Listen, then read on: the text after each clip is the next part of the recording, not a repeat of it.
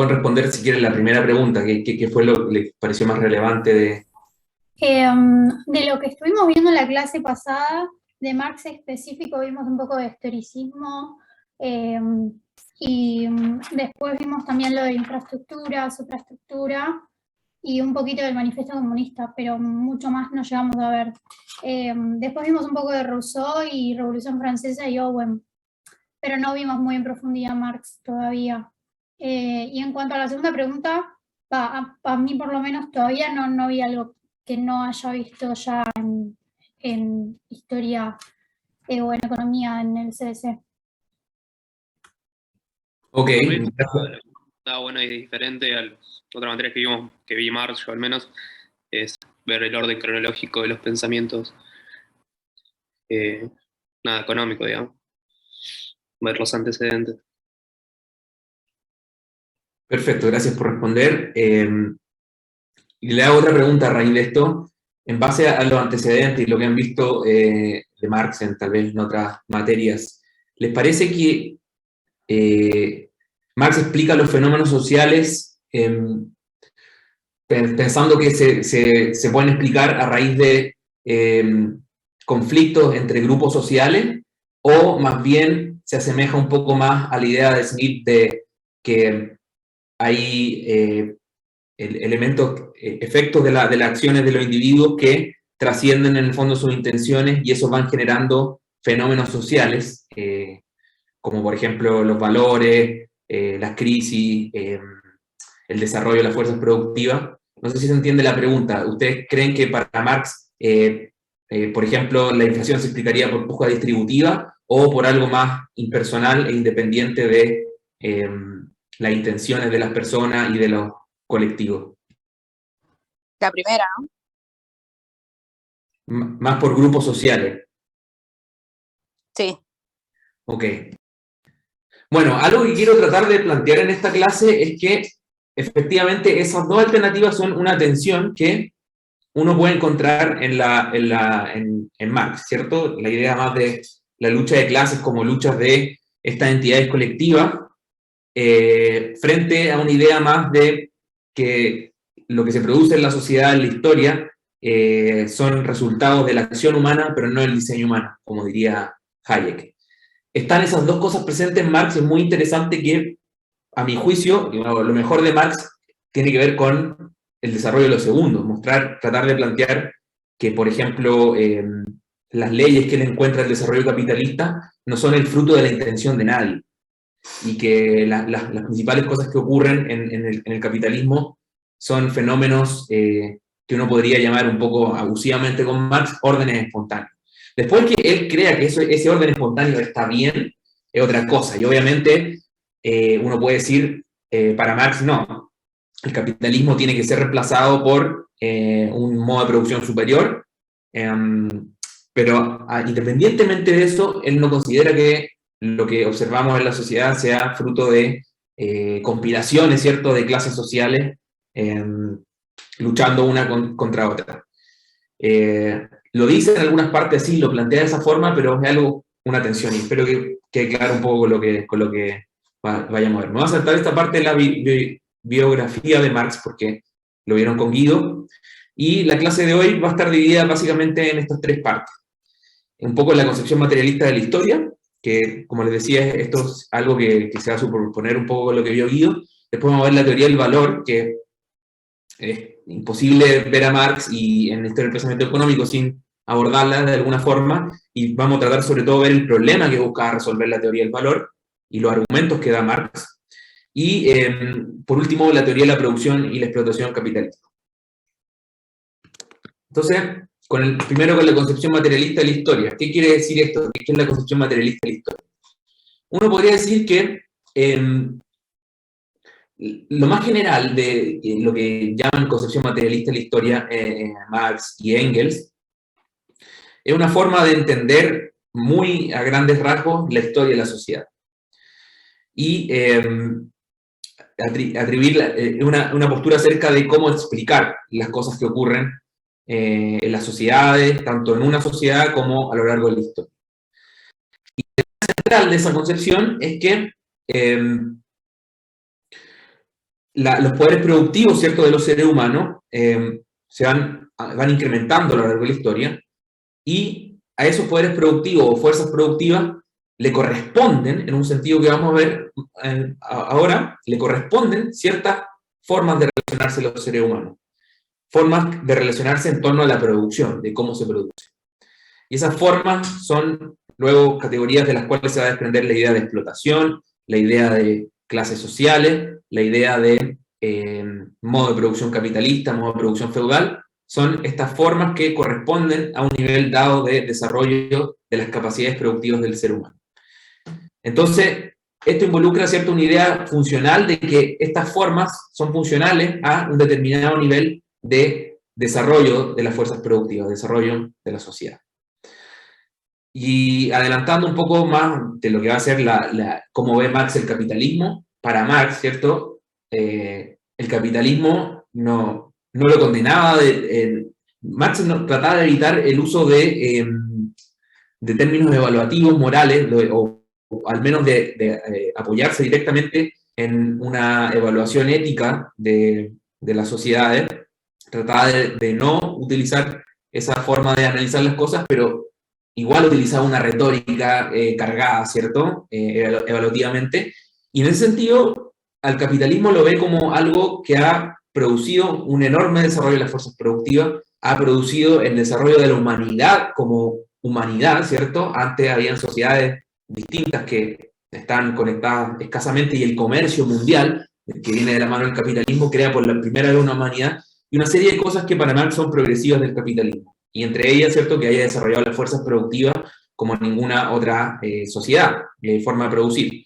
Y en ese sentido, Marx es afín a Adam Smith, que también analiza el mismo problema de por qué en el capitalismo se desarrollan de esa forma la riqueza o las fuerzas productivas, la riqueza que permite producir las fuerzas productivas, y Marx parte de ese hecho y lo intenta explicar.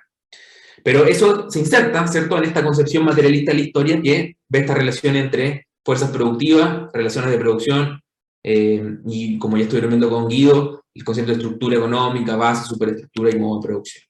Donde uno encuentra esta idea, ¿cierto?, es la ideología alemana, un texto que escribieron en 1844-1845 con Engels, la contribución a la crítica de la economía política de 1859, el Capital de 1864, y yo me baso mucho en un autor que se llama G.A. Cohen, que es un marxista analítico, para un poco esclarecer algunos de los conceptos que en Marx están un poco crudos o distribuidos o no desarrollados más sistemáticamente.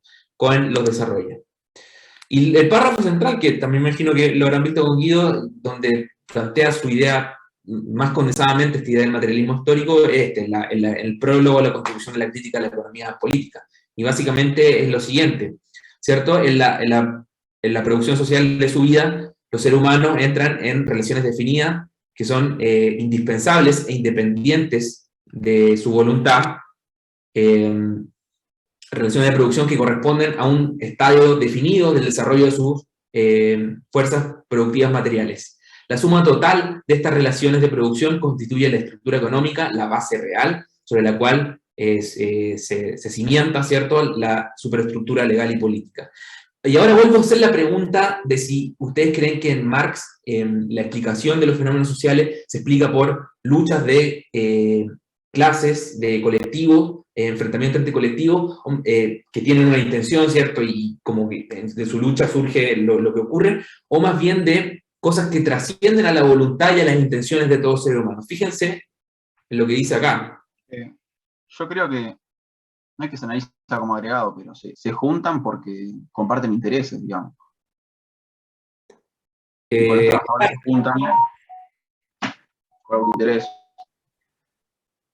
Eso vendría a ser una teoría de por qué existe acción colectiva. Pero antes de hablar siquiera de eso, de cómo actúan estos colectivos a los que llama clase, lo primero que dice es que los seres humanos, no habla de clase, entran en relaciones que son indispensables, independientes de su voluntad. Independientes de su voluntad. Entonces, aquí hay un ánimo de entender la historia de la sociedad mediante una teoría que no concibe que lo que ocurre en la sociedad, en la historia, en la economía, es fruto de la voluntad directa de alguien, ¿cierto? Del diseño, de la intención directa. Y como les decía, esta es uno podría decir, esta parte de la tensión que hay en la idea marxista, en el pensamiento marxista respecto a cómo explicar lo que ocurre. ¿Están de acuerdo o no? Que aquí hay un guiño a explicaciones de tipo smithianas. Sí, yo concuerdo. Genial. Bueno. Y vos sabés que a mí me hace un poco de ruido, perdón, Sí.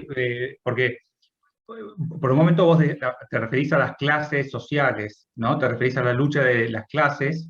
Que yo, en principio, en mi profunda ignorancia, diría que sí, que muchos fenómenos sociales, sobre todo el cambio histórico, se explican en Marx por esta pugna, digamos, de clases sociales. Y después te referís a la idea de que los hechos no son diseñados por ningún individuo. Mi pregunta es una pregunta medio cargada, ¿no? Si se está mezclando acá el plano individual con el plano de la clase, o por ahí no entendí yo. Sí, lo que pasa es que lo que uno podría ver que pasa en Marx es que a la clase se le atribuyen capacidades que uno podría atribuirle a un individuo, ciertamente, como por ejemplo tener un interés, tener una capacidad de actuar, de hacer cosas. Por decirlo así, Marx no microfundamenta en el fondo la acción de clase. Le atribuye directamente a los colectivos cierta capacidad de actuar. Y en ese sentido, para mí, genera una tensión con esta idea más de órdenes espontáneos, si se quiere, que está presente, yo creo, en estos párrafos y cuando habla del materialismo histórico. Sí, y perdón que me meta otra pregunta, pero ¿no te parece que esto lo separa de Adam Smith? ¿O Adam Smith también en algún momento te parece que le adjudica características individuales a grupos? ¿Cómo lo ves vos? Yo creo que lo separa de Adam Smith, ciertamente porque enfatiza más esta idea de hegeliana un poco de que agentes superindividuales tienen agencia.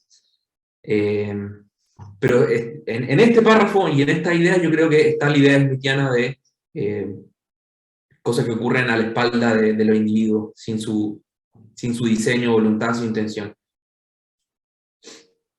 La idea de la ilustración escocesa, en el fondo. Sí, yo ahí estoy de acuerdo, con eso me parece que lo vemos igual. Sí.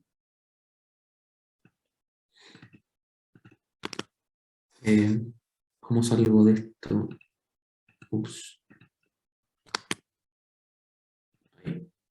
Bueno. Perdón, hay un par de preguntas en el chat, no sé si quieres responderlas.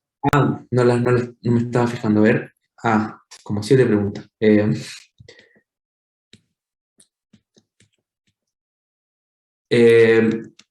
Jerónimo pregunta, ¿usa holismo metodológico todo en torno a clase? También habla de la conciencia de clase. Te puedo hacer una pregunta, ¿en qué se diferencia Marx de Hegel? A ver, bueno, sobre holismo metodológico, justamente es el debate que estoy queriendo plantear. Uno a buenas a primera, y la mayoría tal vez diría que sí, que Marx explica, por decirlo así, los fenómenos sociales en torno a categorías superindividuales y le otorga agencia a colectivos. Pero también hay gente que trata de agarrar otros pasajes de Marx y interpretarlos desde un punto de vista de individualismo metodológico. Justamente los marxistas analíticos buscan hacer eso. Y por eso digo que hay una tensión real en Marx en torno a esta herencia smithiana de que los fenómenos sociales se explican por efectos no intencionales de la acción de muchos individuos persiguiendo sus intereses individuales, con esta idea más holista que le otorga agencia a las clases y a los colectivos y explica las cosas por ese lado.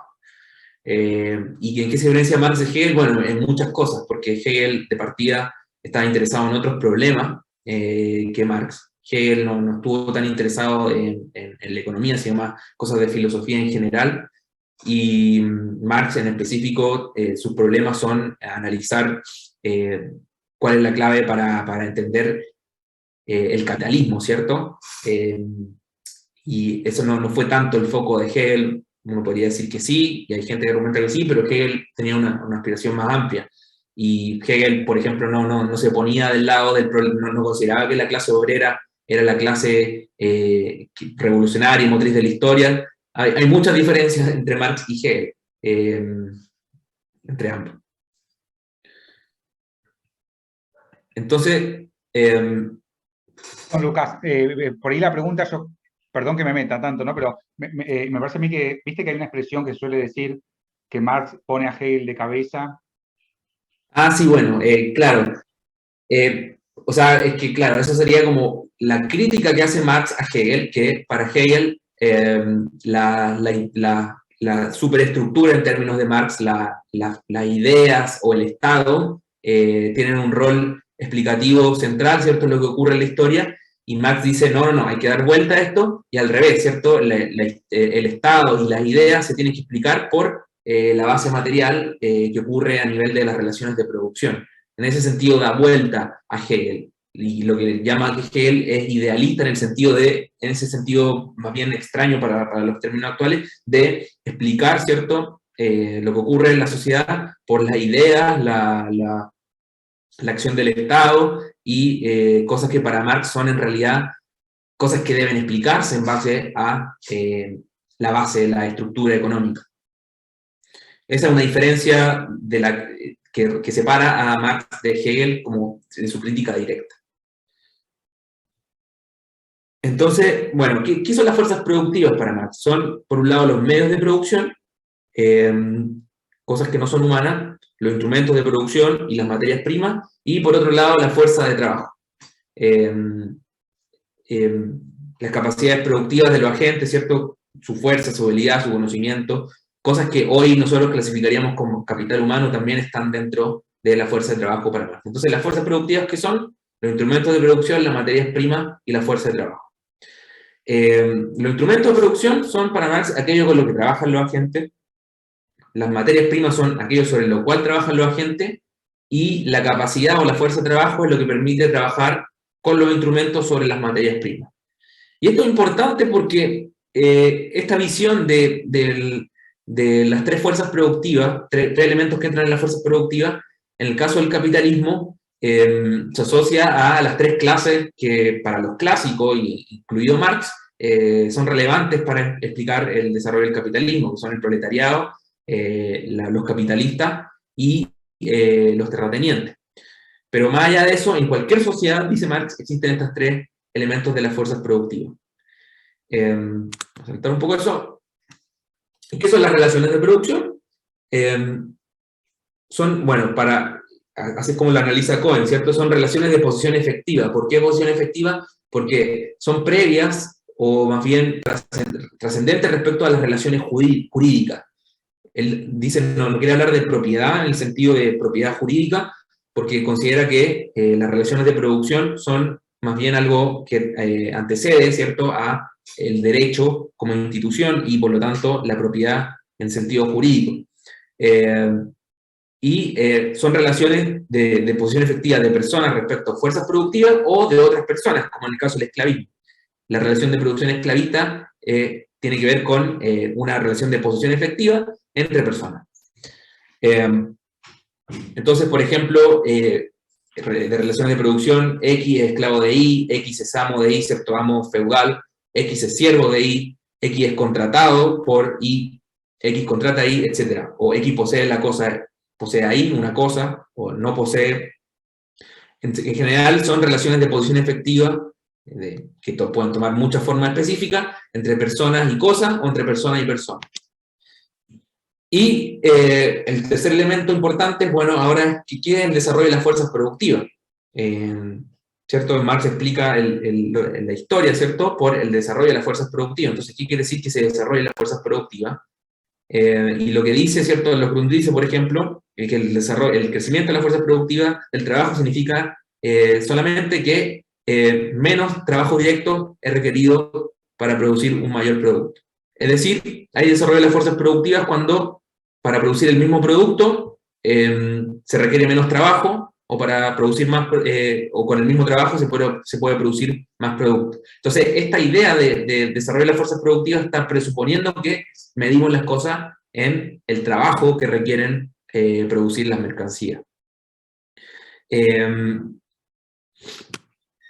Y que en la estructura económica, ya sentando las últimas bases, esto ya retoma lo que está diciendo Guido, bueno, la estructura económica es la suma de las relaciones de producción que hay en una sociedad. En una sociedad puede haber más de una relación de producción. Por ejemplo, puede haber relaciones en Estados Unidos en su momento, había relaciones de producción esclavistas y también relaciones de producción capitalistas entre, ¿cierto?, la gente que no era de color en Estados Unidos, en los estados del norte. En el mismo país habían relaciones de producción capitalista y esclavista. Entonces, la suma de esas relaciones de producción presentes en una sociedad constituyen para Marx la estructura económica. Y las que predominan en una sociedad definen lo que es modo de producción. Entonces, resumiendo, ¿qué tenemos en Marx? Las fuerzas productivas son la fuerza de trabajo, las materias primas y los instrumentos de producción. Esas fuerzas productivas se organizan en torno a relaciones de producción, que son relaciones de posesión efectiva entre personas y cosas, o entre personas y personas, y la estructura económica es la suma de esas relaciones de producción, y la que predomina, ¿cierto? Por ejemplo, en el capitalismo predominan las relaciones capitalistas, pero no quiere decir que sea la única que existe en todo lugar y momento, define lo que llaman modo de producción. Entonces, tenemos el modo de producción capitalista, que no es más que una sociedad en la cual predominan las relaciones de producción capitalista. ¿Y cuáles son las relaciones de producción capitalista? En donde los capitalistas son propietarios de los medios de producción, y los productores directos, los que trabajan, no son propietarios de los medios de producción. Y entran en una relación contractual libre, en el sentido de que no media la fuerza, como en el caso del esclavismo, o algún tipo de relación tradicional, como en el caso de la relación de siervo. Es un intercambio mercantil, ¿cierto? Hay un mercado de trabajo. Y eso es lo que define para Marx las relaciones del modo de producción capitalista. Y claro, se cambia esa fuerza de trabajo que vende el trabajador por un salario.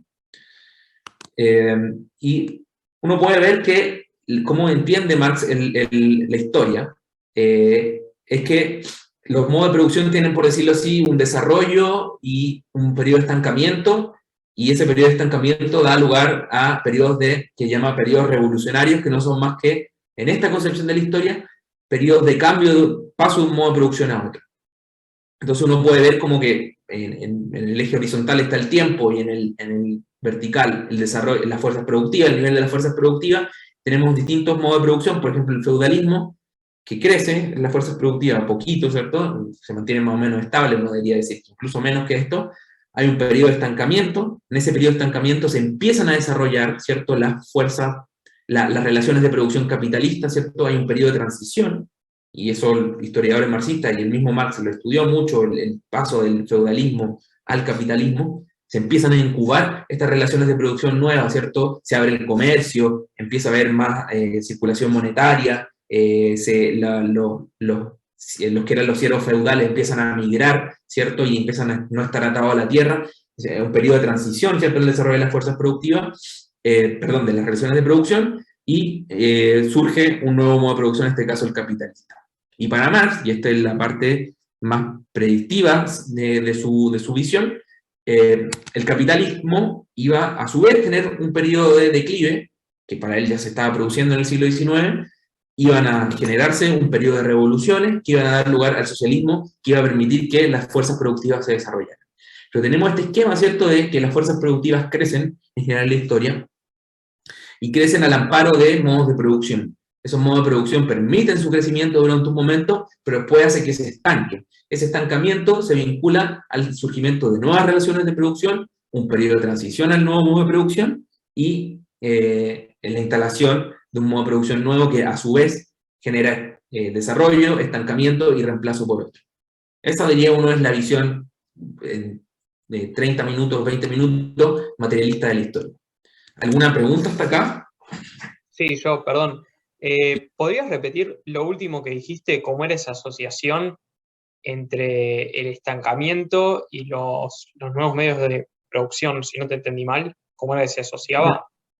Las nuevas relaciones de producción. Que hay una frase por ahí de Marx que dice, ningún modo de producción es reemplazado hasta que surgen las condiciones de un nuevo modo de producción.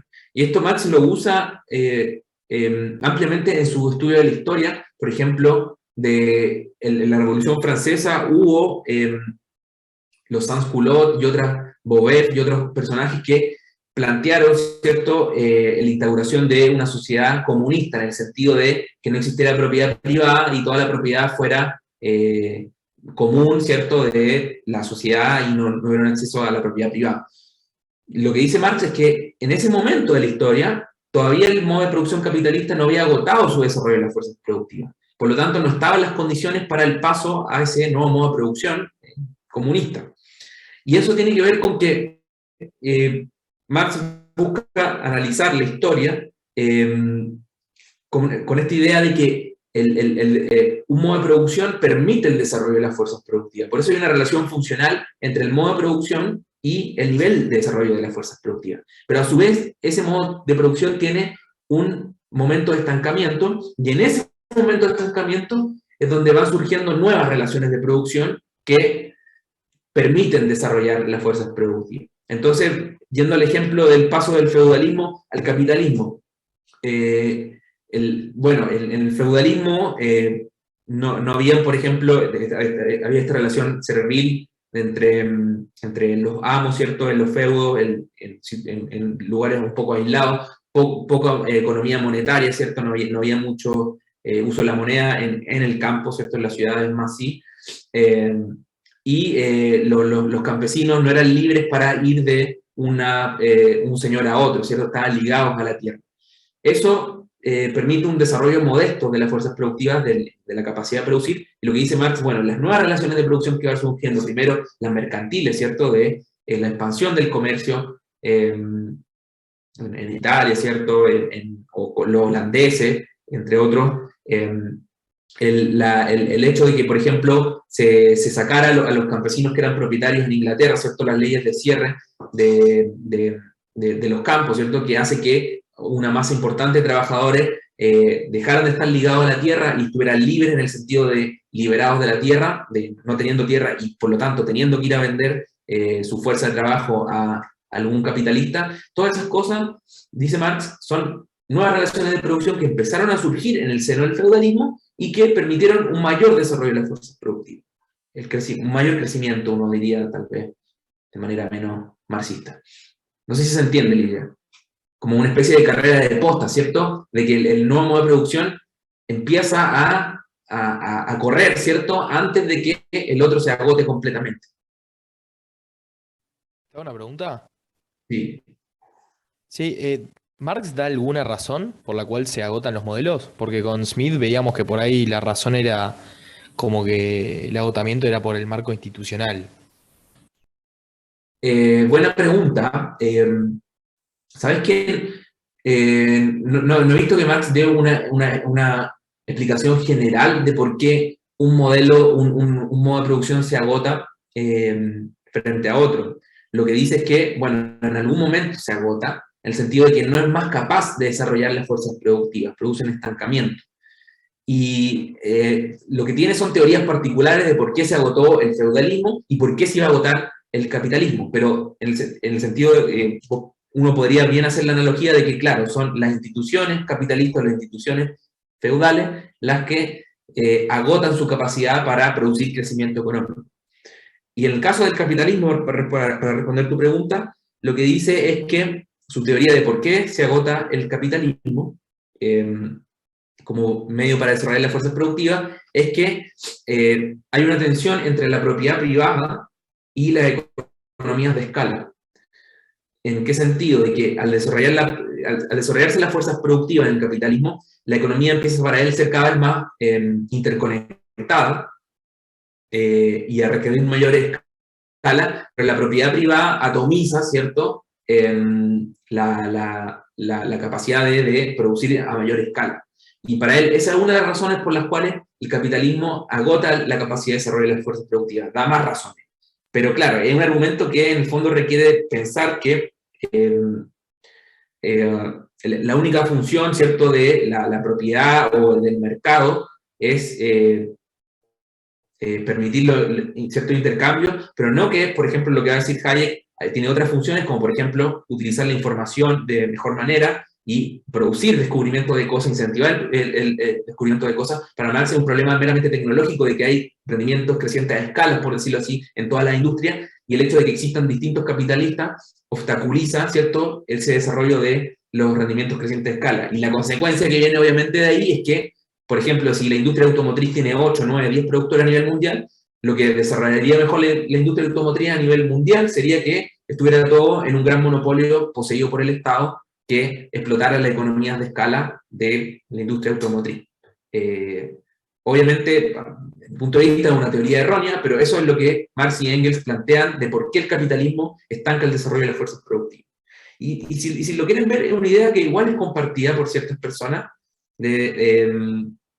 que ven en la atomización, ¿cierto?, en que existan distintos productores, una fuente de ineficiencia.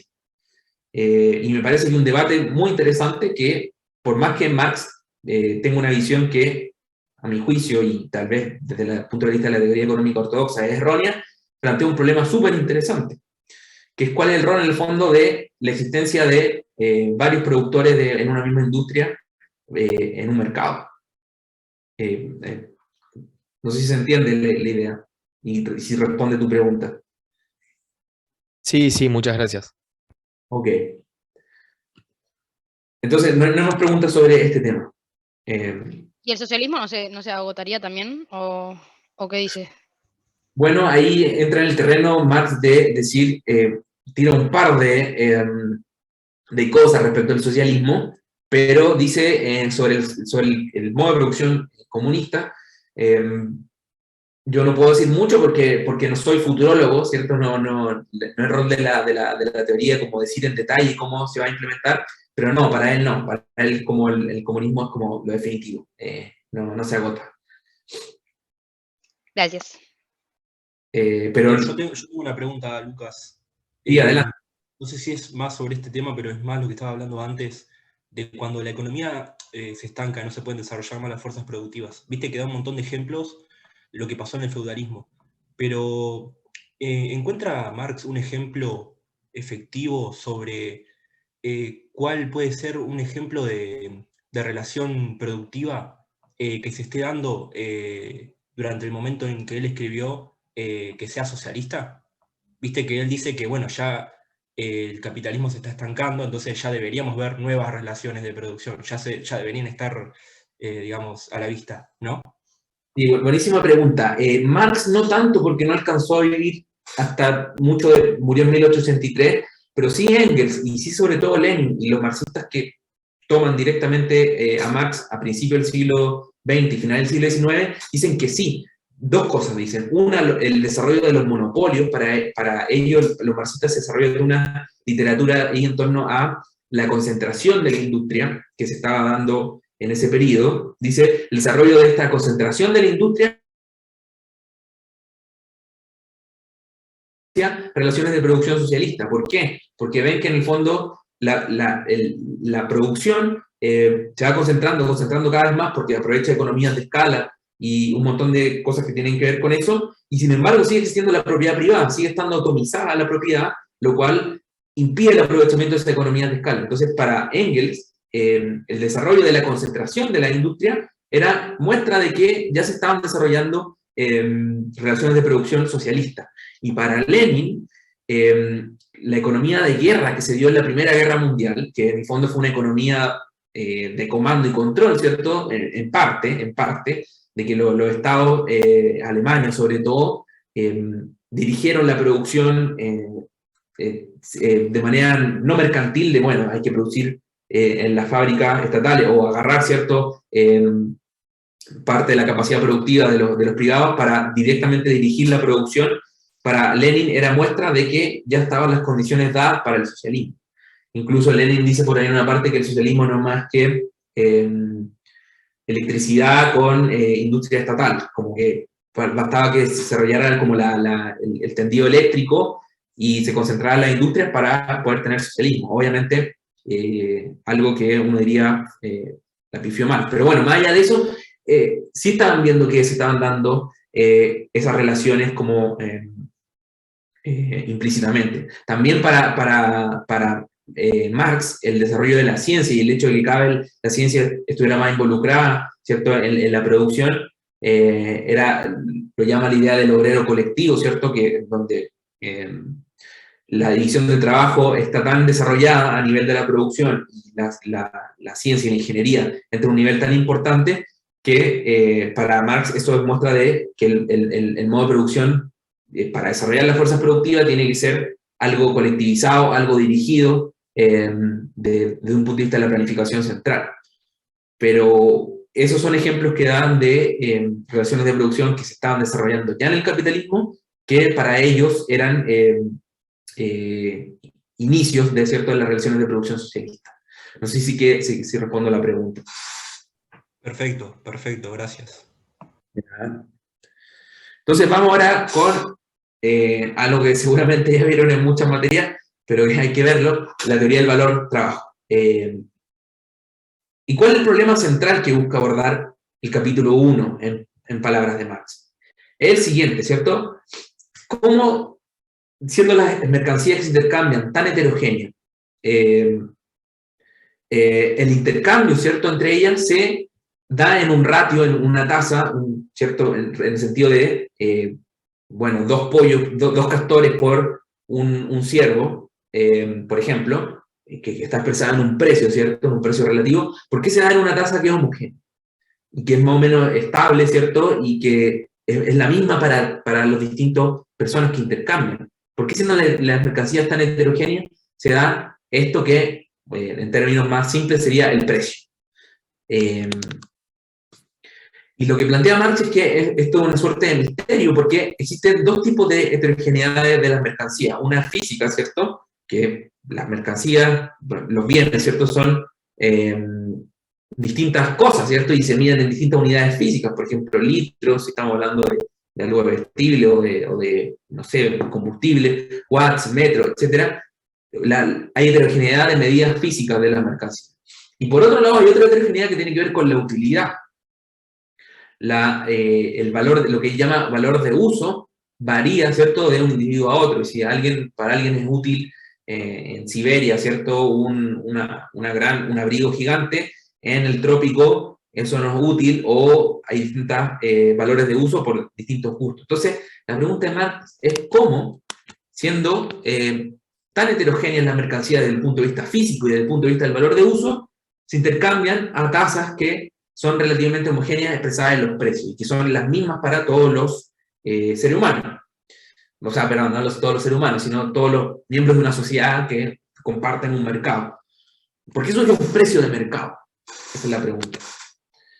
Como les decía, bueno, se basa en esta distinción que viene de Smith, y que en el fondo es la base de las teorías objetivas del valor, que es distinguir entre valor de uso, que es las propiedades útiles, ¿cierto?, que para los seres humanos de las mercancías, y que es una parte del contenido material de la riqueza que, independientemente de la sociedad, ¿cierto?, que exista. Y por otro lado, el valor de cambio, que es la proporción, ¿cierto?, esto que decía, la tasa en que se intercambia una cosa por otra, que puede estar expresada en un precio monetario relativo.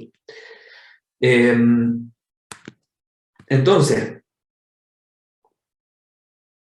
para Marx, el hecho de que las proporciones de intercambio entre dos mercancías sean estables o sean homogéneas, implica que tienen que tener una propiedad común, dos mercancías, que les subyace y que poseen en la misma magnitud.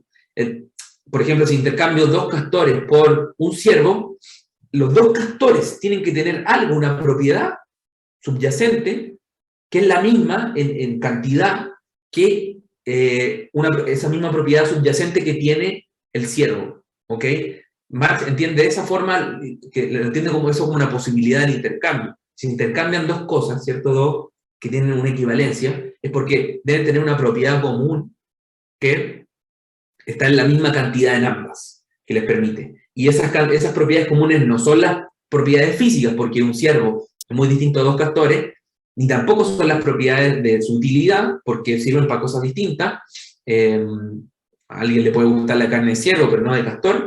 Entonces, lo que dice, con una especie de argumento por descarte, ¿cierto?, por una inferencia a la mejor explicación, que la propiedad común tiene que ser el trabajo. Y ese el argumento lo está descartando, ¿cierto? Dice, no puede ser el valor de uso, por lo que ya venía diciendo, porque existe una heterogeneidad en las mercancías de valor de uso. Tampoco vamos a ser las propiedades físicas, que están ligadas, ¿cierto?, al trabajo concreto que las produjo, y que tiene que ser lo que llamo una sustancia homogénea, común, que subyace a las distintas mercancías, y que lo llama trabajo abstracto, es decir, la propiedad de haber sido producidas por trabajo. Independientemente del trabajo concreto, independientemente de que una fue producida por el trabajo de un sastre, y otra por la de un cazador o la de un pescador. Trabajo abstracto para Marx es simplemente el trabajo abstraído de esa concretitud que tiene que ver con un oficio particular o un arte particular, ¿ok? Y eso le llama una mera gelatina de trabajo humano indiferenciado.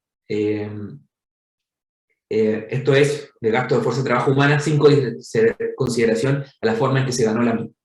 Entonces, creo que tratemos de ponernos del lado de Marx en el sentido de que es una buena respuesta al problema que está queriendo plantear. Tal vez no es la mejor respuesta, y no creo que sea la mejor respuesta, pero él trata de responder al problema, que es por qué se producen estas tasas de intercambiabilidad de los productos homogéneas y las mismas en un mercado, ¿cierto? ¿Por qué surge un precio de mercado? Y dada la heterogeneidad de las magnitudes físicas de la mercancía y la heterogeneidad de su valor de uso, dice, lo único que queda para explicar es el hecho de que sean frutos del trabajo humano. Y dice, en cuanto cristalizan, ¿cierto?, ese trabajo humano son valores. Lo llaman valor a secas, ese hecho de ser cristalización de trabajo humano. Ok. Y uno puede dividir, ¿cierto?, esta idea del valor en un aspecto cualitativo y cuantitativo. Para Marx, el aspecto cualitativo tiene que ver con que el hecho de que las mercancías tengan valor, o sea, que le podamos atribuir valor, está ligado, ¿cierto?, a un modo de producción donde impera el intercambio mercantil, es decir, hay productores privados independientes. La producción no está conducida, ¿cierto?, por un solo ente director que dice, vos tenés que producir esto, vos esto otro, y lo distribuimos de esta forma, sino que surge de los distintos productores privados independientes, ninguno, ¿cierto?, dirigiendo el conjunto de la sociedad, intercambiando entre sí. Entonces, para que haya valor, para Marx tiene que darse esta relación de productores privados independientes que se relacionan a través de un mercado. En un sistema donde la producción está dirigida, ¿cierto?, por un ente planificador central, no hay valor para Marx en este sentido cualitativo. Entonces, por más de que en ese sistema se midieran las mercancías en su valor trabajo, en su tiempo de trabajo, esas mercancías no tendrían valor desde el punto de vista de Marx. Entonces, este es el aspecto cualitativo de la teoría del valor. Tiene que darse, es algo que se da en las sociedades donde existen productores privados independientes que intercambian entre sí.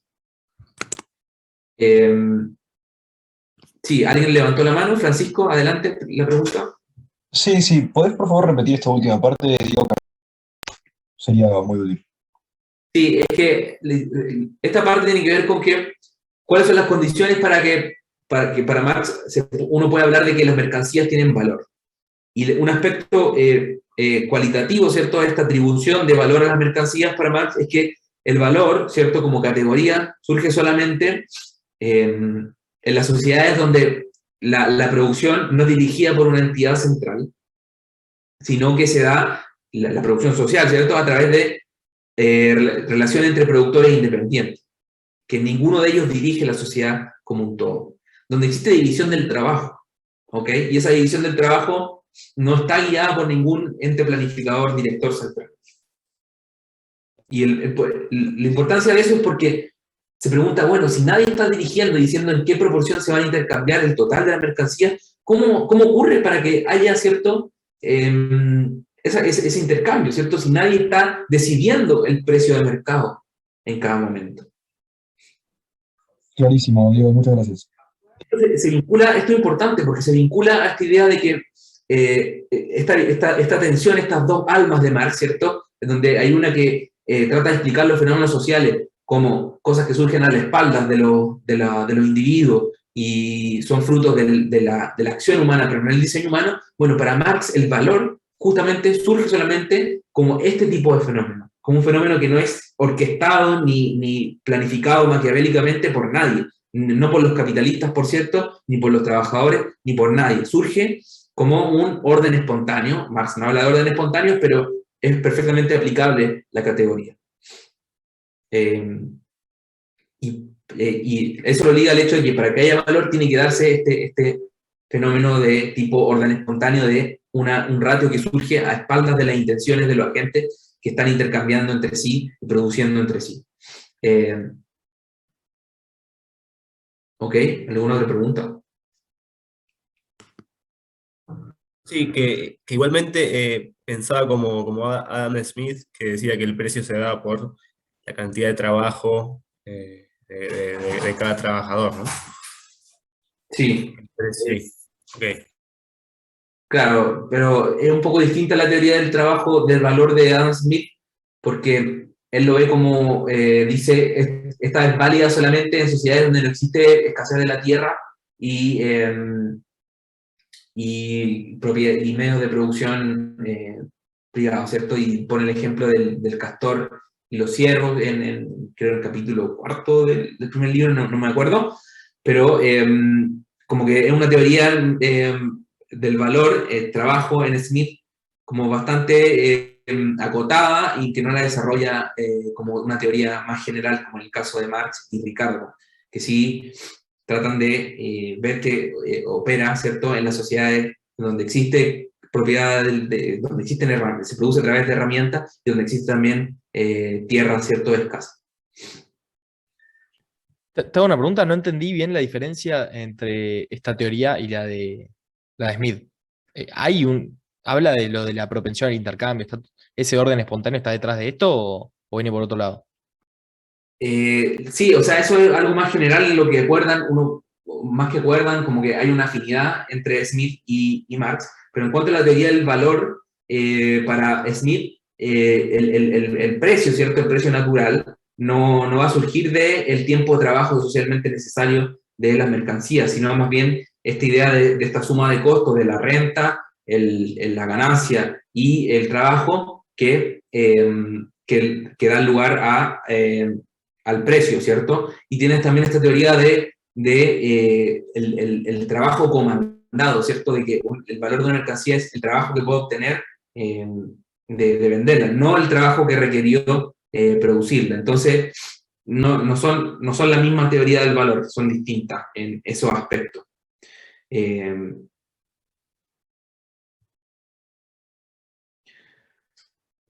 Entonces, sí. Entonces, el punto, lo que trata de llamar la atención Marx es que, habiendo división del trabajo y habiendo productores previamente dependientes, ¿cómo se produce la coordinación de esos productores para que, en el fondo, se produzca algo que termina satisfaciendo las necesidades? No se produce demasiado de algo ni demasiado poco. ¿Cómo se produce esa coordinación? Y lo que dice el valor, ¿cierto? Este es el precio que surge para él del tiempo de trabajo socialmente necesario, permite esa coordinación. ¿Ok? Entonces, ese es el aspecto cualitativo. Y es importante remarcarlo porque por lo general cuando se ve la teoría del valor trabajo, se va directamente al aspecto de cómo se determina como magnitud, que es lo que vamos a ver ahora. Pero para Marx es sumamente importante esta idea de que es algo que surge para coordinar la producción en sociedades donde no hay ningún ente director y la producción se da entre productores privados independientes que intercambian entre sí. En cuanto a la magnitud del valor, bueno, la unidad de medida del valor, ¿cierto?, es el tiempo de trabajo, lo que llama el tiempo de trabajo socialmente necesario. ¿Cuál es la diferencia entre el tiempo individual y tiempo de trabajo socialmente necesario? Es que el tiempo de trabajo socialmente necesario es, por decirlo así, el tiempo de trabajo medio que se requiere en una industria para producir determinada mercancía. Si yo, por ejemplo, si el tiempo de trabajo medio, ¿cierto?, de la industria de, no sé, el azúcar, para producir 1 kilo de azúcar, se necesitan 5 horas de trabajo entre el trabajo directo y la mercancía involucrada. el tiempo de trabajo medio es, si yo como productor vengo y lo produzco en 7 horas, no quiere decir que lo que yo produje individualmente vaya a valer 7 en comparación a los 5 que valen en el mercado. No, porque yo estoy produciéndolo por sobre el tiempo medio que requiere en general a las sociedades producir ese kilo de azúcar, y el valor entonces va a ser ese tiempo medio, las 5 horas, no las 7 horas en que yo produje porque soy menos productivo, ni tampoco si lo produzco en 3 horas, las 3 horas en que los produzco porque soy más productivo. ¿Ok? En ese sentido es tiempo de trabajo socialmente necesario. Y aquí lo dice, ¿cierto? El tiempo de trabajo socialmente necesario es el requerido para producir un valor de uso cualquiera, las condiciones normales de producción vigentes en nuestra sociedad, con el grado medio de destreza e intensidad de trabajo. ¿Ok? ¿Se entiende la idea? Sí. Perfecto. Entonces, aquí podemos ligarlo a el tema del desarrollo de las fuerzas productivas, ¿cierto? Dijimos que el desarrollo de las fuerzas productivas tenía que ver con bajar el tiempo de trabajo socialmente necesario que se requiere para producir una mercancía.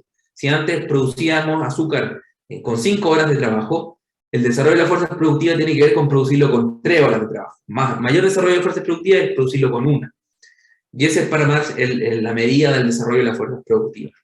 ¿Ok? No el incremento del PIB ni del PIB per cápita, sino la disminución del tiempo de trabajo medio para ir produciendo las cosas. Y eso le baja el valor de la mercancía X, porque si el valor de una mercancía X, el tiempo de trabajo socialmente necesario y el desarrollo de las fuerzas productivas lo que hace es bajar ese tiempo de trabajo socialmente necesario, entonces con el desarrollo tecnológico lo que hay es el valor de las mercancías va disminuyendo, de la mercancía individual. ¿Ok? Otra cosa es el agregado, de cuánto se trabaja en la sociedad. Pero el desarrollo tecnológico se asocia a una disminución del valor de las mercancías, entendidas como el tiempo de trabajo socialmente necesario requerido para producir. Entonces, algunas proposiciones importantes que están en Marx es que... Perdón, te hago una pregunta respecto a lo que dijiste recién. ¿Y?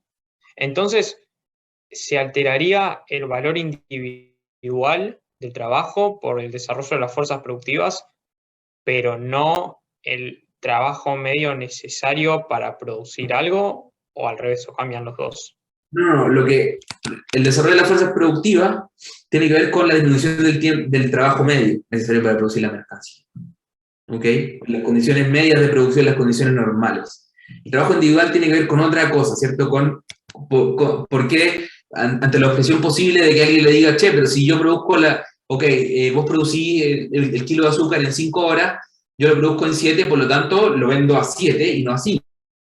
Te lo vendo más caro, porque a mí me costó más tiempo. Dice Marx, no, el precio no está determinado por el tiempo de trabajo individual, sino por el tiempo de trabajo medio, las condiciones sociales medias de producción. Para eso se usan las distinciones de tiempo de trabajo individual y tiempo de trabajo socialmente necesario. Ahora, sacando el trabajo individual de la pantalla, el desarrollo de las fuerzas productivas lo que hace es bajar el tiempo de trabajo socialmente necesario, es decir, el tiempo de trabajo medio, es decir, el tiempo de trabajo de las condiciones normales de producción para producir una mercancía. ¿Se entendió mejor ahora? Sí, perfecto, gracias. Una pregunta, perdón, siguiendo con eso. Entonces, si una persona tiene un trabajo individualmente, un tiempo de trabajo individual menor al socialmente necesario, podría aprovechar esa situación y de a poco estaría aprovechando mejor los rendimientos de capital creciente. Claro, eso diría Marx, bueno, si alguien introduce, por ejemplo, la innovación tecnológica que lo hace producir con menor tiempo de trabajo, estaría obteniendo lo que llama una plusvalía extraordinaria.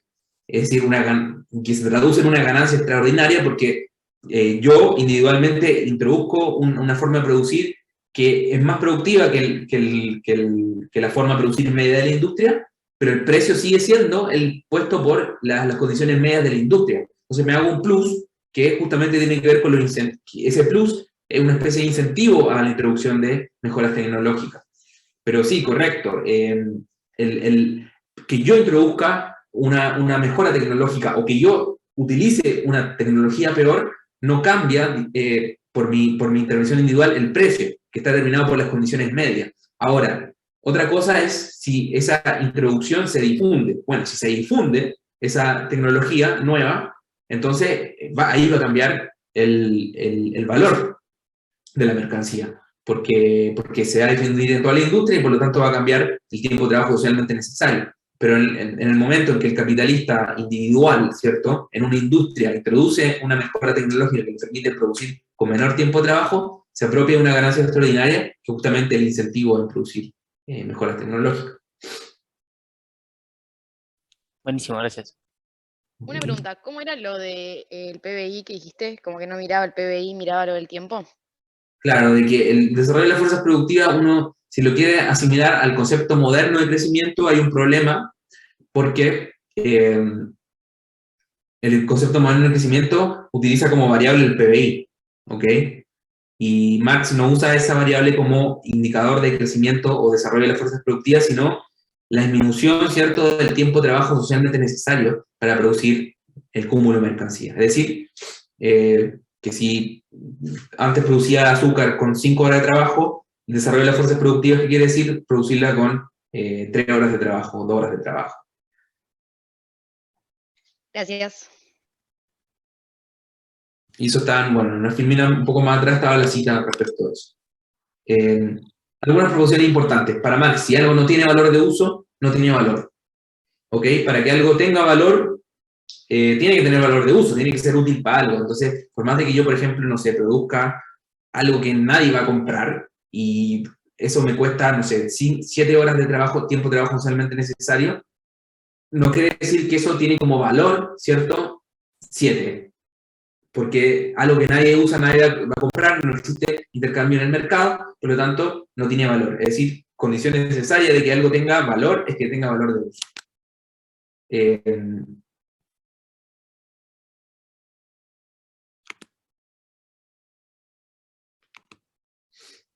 Otra cosa es que hay cosas que tienen valor de uso y que son productos del trabajo, pero que no son mercancías. Por ejemplo, la comida que me preparo en la casa, ¿cierto? O el tributo que paga el siervo al señor feudal.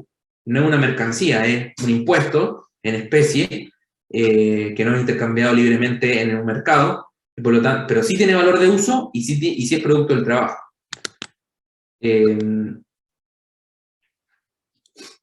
Y lo que dije al principio es lo que está acá, en tercera filmina, tercera proposición.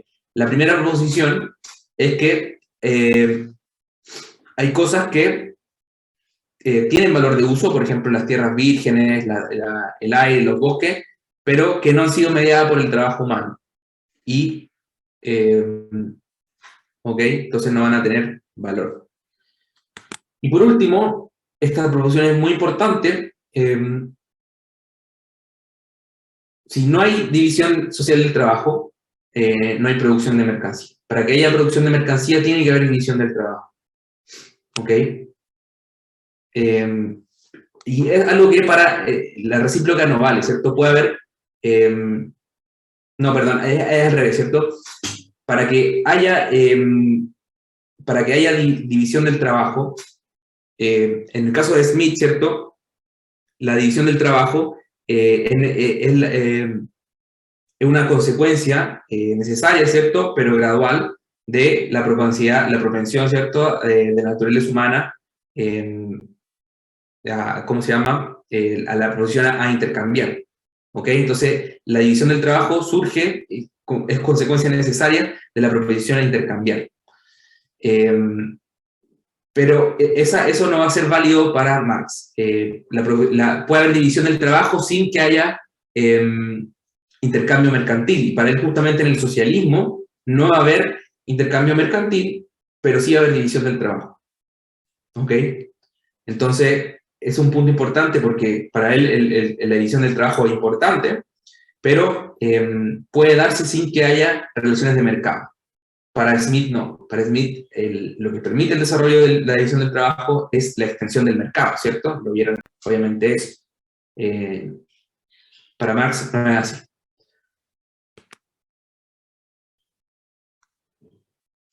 Otra cosa importante es que el valor de una mercancía no es lo mismo que la riqueza social y la riqueza material, ¿cierto? Que está asociada a la mercancía. La riqueza tiene que ver con el valor de uso para Marx, ¿ok? El valor tiene que ver con ¿cómo se llama? El hecho de ser producto del trabajo abstracto. Sí, Renata, tiene una pregunta.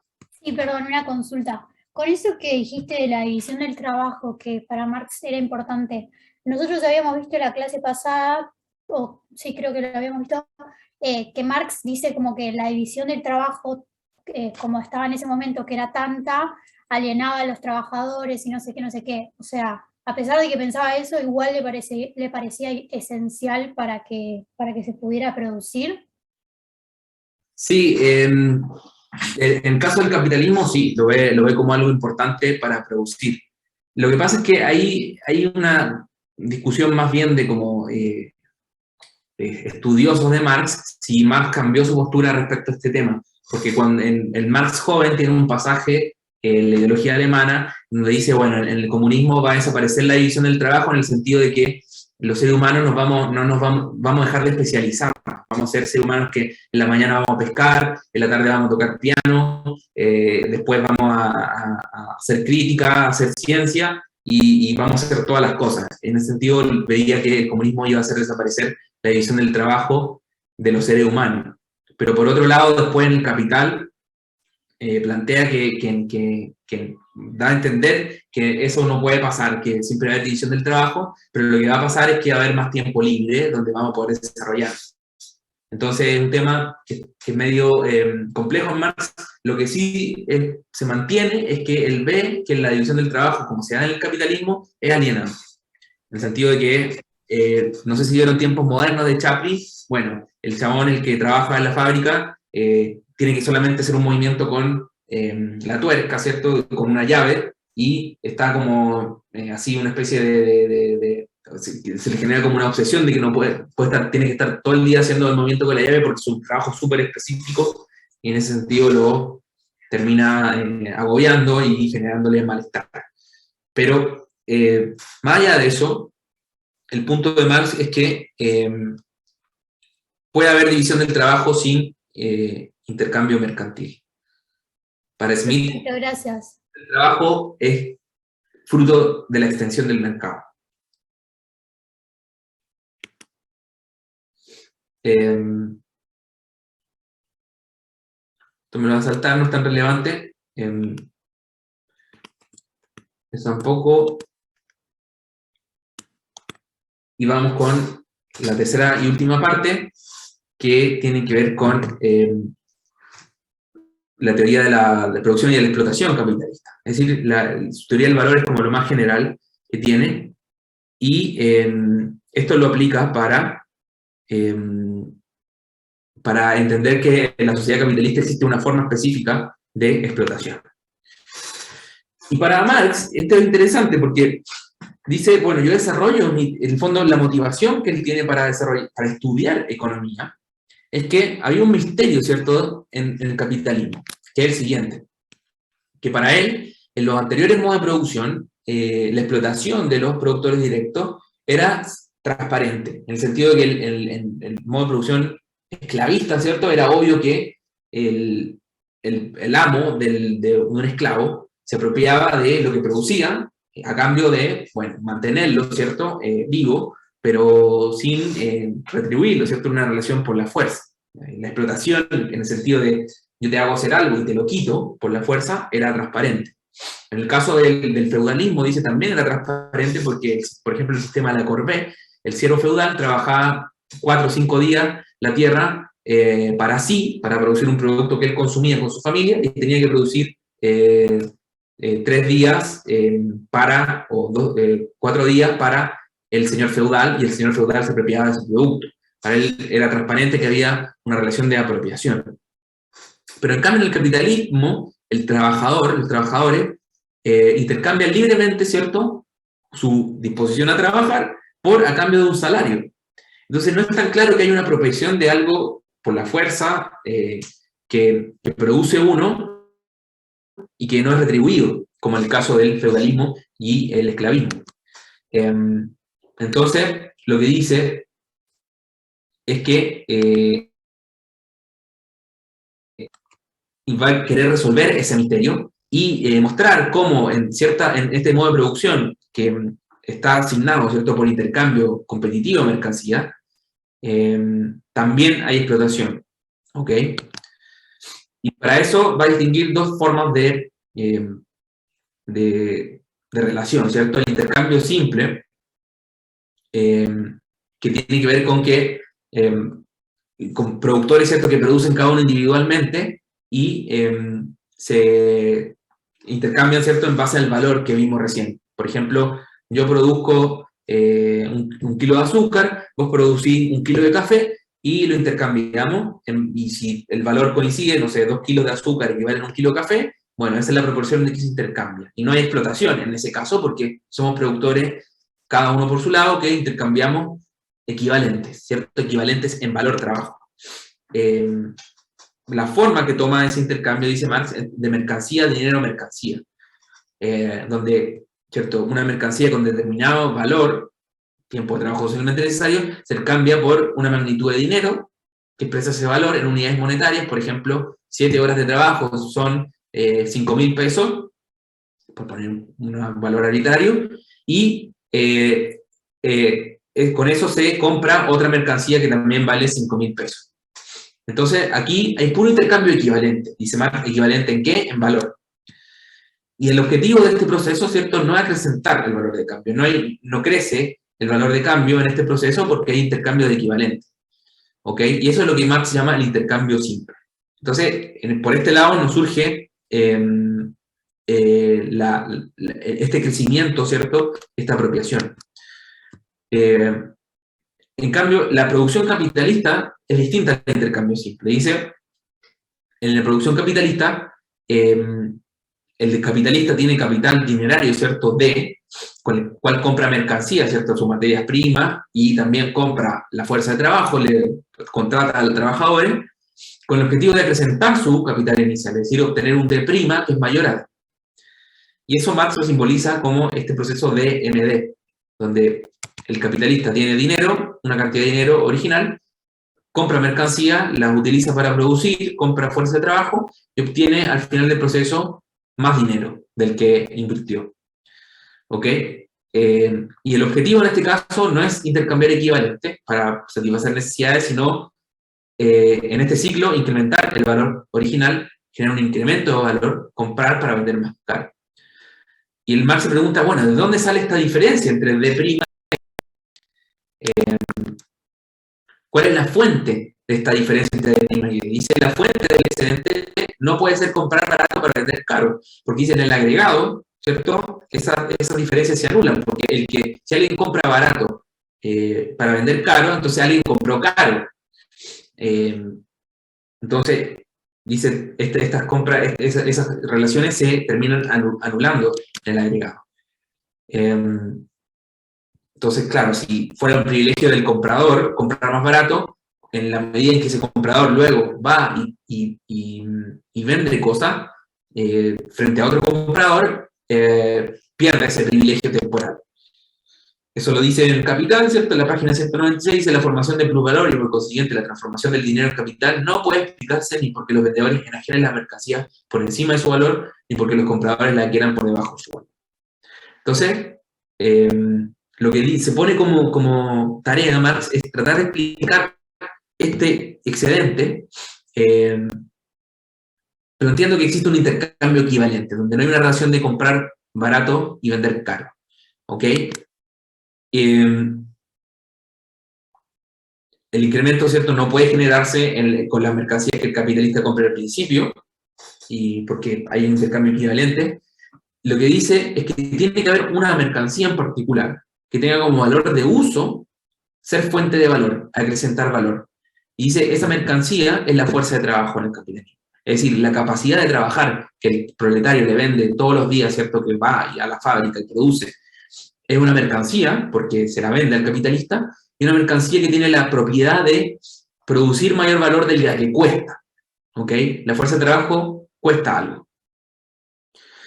Y las condiciones para que se dé esta relación de apropiación de fuerza de trabajo es que, primero, tienen que haber gente queriendo vender su fuerza de trabajo, no esclavos, ¿cierto? Gente libre, con la capacidad de hacer un contrato con alguien, es decir, yo trabajo 40, 48 horas a cambio de un salario, y para eso esos propietarios de fuerza de trabajo tienen que estar en necesidad y en condiciones de vender su fuerza de trabajo, ¿ok?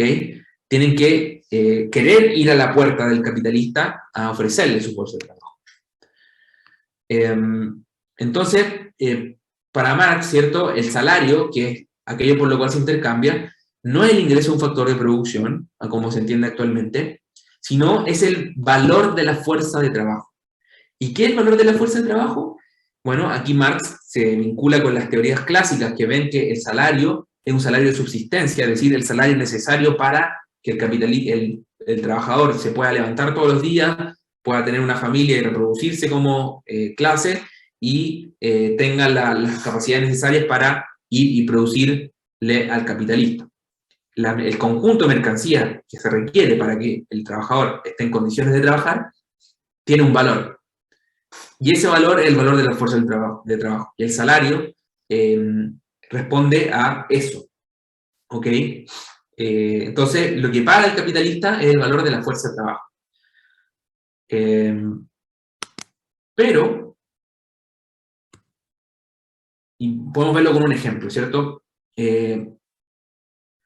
Supongamos, ¿cierto?, que la producción de la mercancía que requiere un trabajador para subsistir, ¿cierto?, su canasta salarial, requieren 6 horas de trabajo. Es decir, yo como trabajador que voy a la fábrica, necesito, no sé, pan, ¿cierto?, arroz, pollo,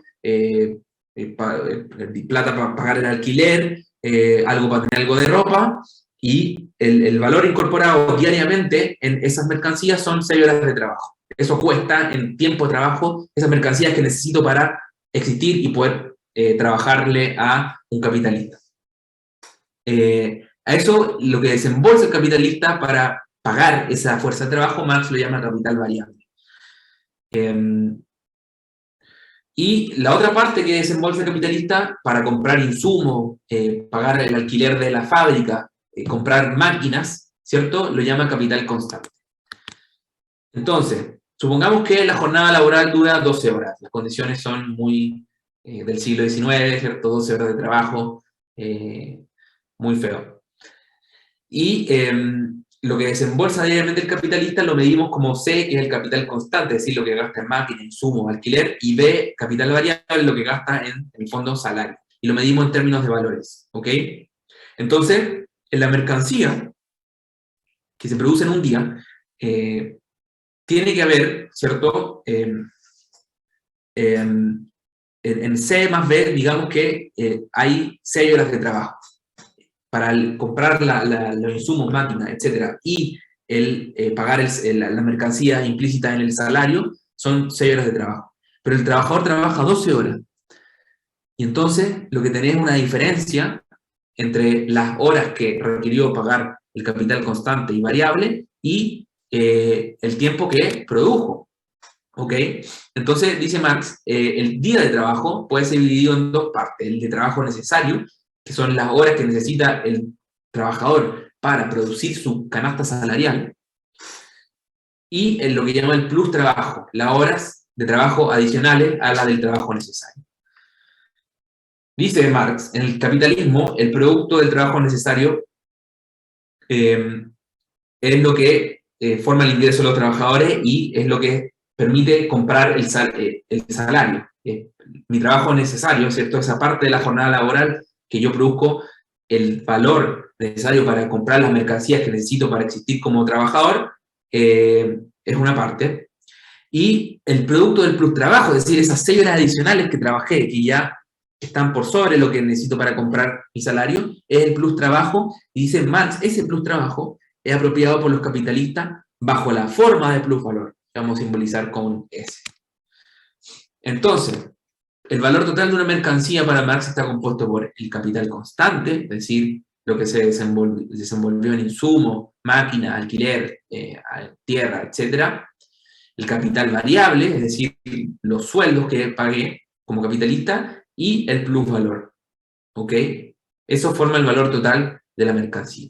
Y la explotación va a estar dada por la relación, lo que llama tasa de plusvalor, que es la relación, ¿cierto? El ratio entre el plusvalor y el capital variable. Entonces, si yo como trabajador en 6 horas produzco mi salario, lo que necesito para pagar mi salario, y trabajé 12 horas, ¿cuál va a ser la tasa de plusvalor? A ver si están siguiendo. La mitad. Si yo trabajé 12 horas, en 6 horas produje el valor de mi canasta salarial, ¿cuánto es la tasa de plusvalor?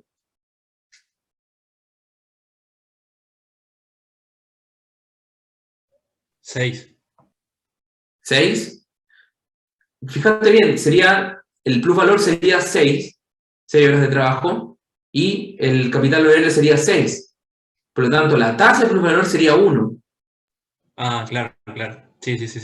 1, ¿ok? Una pregunta.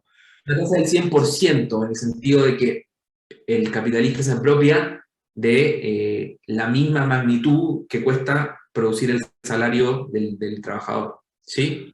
Todo lo que está dentro del plusvalor sería lo que usa el capitalista para los costos variables y fijos. O sea, No. el plusvalor es el exceso de todo lo que produce el trabajador que ya es utilizado, ya tiene incorporado todos los costos. No, o sea, el plusvalor, ¿cierto? Es lo que, mirando solamente el tiempo de trabajo ¿cómo se llama? Del trabajador, es la diferencia entre cuánto trabaja el trabajador, 12 horas, ¿cierto? Respecto de lo que necesita trabajar, las horas que necesita trabajar para comprar su canasta salarial. 6 horas en nuestro ejemplo. O sea, 6 horas, por ejemplo, necesita trabajar para recibir un salario y subsistir. Claro. Entonces, las otras 6 horas que trabaja adicionales son lo que extrae el capitalista como plusvalor, pero el capitalista en sí lo utiliza eso para pagar los costos variables y C, digamos, C y B. No sabemos para qué lo usa. Para producir, el capitalista necesita de entrada pagar 6B, ¿ok? Y por lo tanto, la mercancía que va a vender va a tener que tener incorporado en su precio 6B al menos, pero tiene más. Y esa es la parte que es el plusvalor. Y C, no es que pague C, ¿cierto? El capital constante con plusvalor. Más bien lo paga con el precio a lo que vende la mercancía que tiene incorporado C. No sé si se ve la diferencia. Es decir, la mercancía como que traslada tiempo de trabajo socialmente necesario. Hay un tiempo de trabajo socialmente necesario que está expresado en las máquinas, insumos, etcétera, que es C. Pongamos que son 6 horas. ¿Ok? A esas 6 horas de capital constante, el trabajador trabaja una jornada laboral, digamos son 12 horas. ¿Cuánto va a ser el valor total de esa mercancía? ¿Cuántas horas en tiempo de trabajo? 6. ¿El valor total de la mercancía? El valor total tiene que ser C más B más el salario y listo. Después Más el valor, porque a ver, claro. Entonces sería, si son 6 de capital constante y el trabajador trabaja 12 horas, ¿cuánto es el valor total?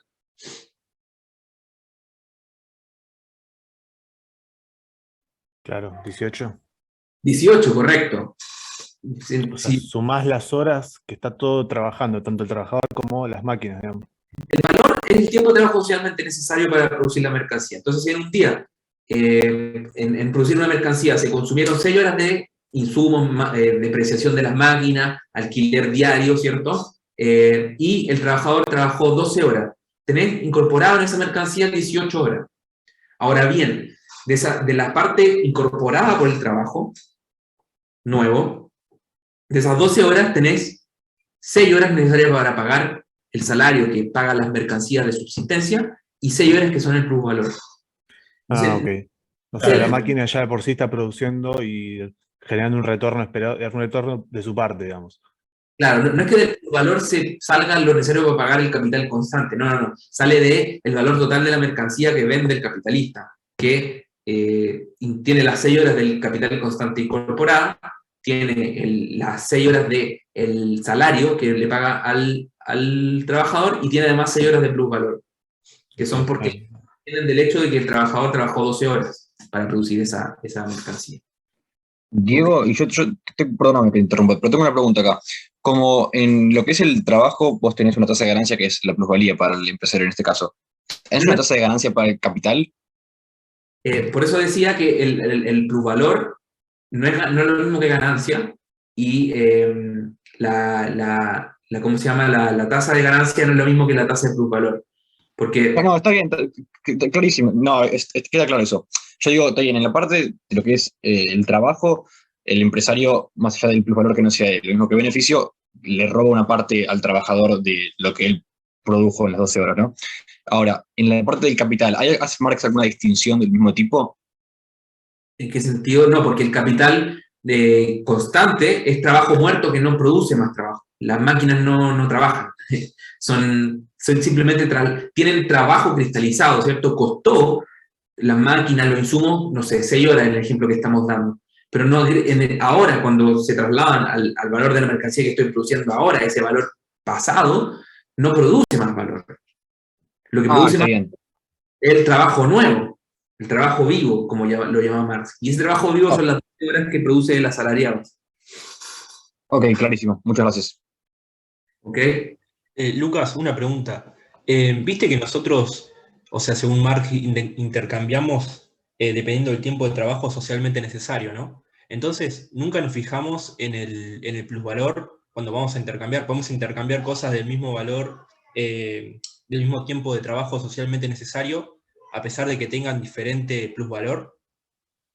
Buena pregunta. Sí, porque eso ya nos metemos en un tema más complicado de que para Marx exactamente en el capitalismo no intercambiamos en proporción al valor, porque existe el tema de que, bueno, nos metemos en otras cosas, pero que existe distinta composición, lo que llama composición orgánica capital, ¿cierto? Que hay alguna, lo que sería que hay algunas industrias que son más capital intensivas y otras que son más trabajo intensivo. Si la tasa de plusvalor es la misma en todas, la tasa de ganancia va a ser distinta, y en las más trabajo intensiva sería mayor, porque en el fondo el plusvalor, ¿cierto? Y por lo tanto la tasa de plusvalor se calcula sobre una porción más grande de la inversión total, porque es una industria y trabajo intensiva. En el caso de la industria capital intensiva va a ser menor. Y como hay un supuesto que es transversal a todos los clásicos y también a la economía moderna, de que las tasas de ganancias tienden a igualarse en toda la industria, no puede pasar esto. Entonces, por eso, dice Marx, y lo reconoce, y esto lo saca de Ricardo, las mercancías, el precio de las mercancías no coincide exactamente con su valor a nivel individual. Pero, más allá de ese problema, para Marx esto lo que está planteando es una especie de esencia o cosa que está tapada por la apariencia, ¿cierto? Nosotros vemos un precio y no sabemos cómo está compuesto ni el tiempo de trabajo que costó producir esa mercancía. Lo que dice Marx, estoy como yo develando las esencias detrás de la apariencia, dice en una parte. Entonces, claro, no es que el capitalista se fije esté midiendo el tiempo de trabajo socialmente necesario, no, está pensando en términos de plata, ¿cierto? De dinero y en tasa de ganancia monetaria. Lo que dice Marx, bueno, yo estoy mostrando lo que está por detrás de esto, dice, que son estas magnitudes.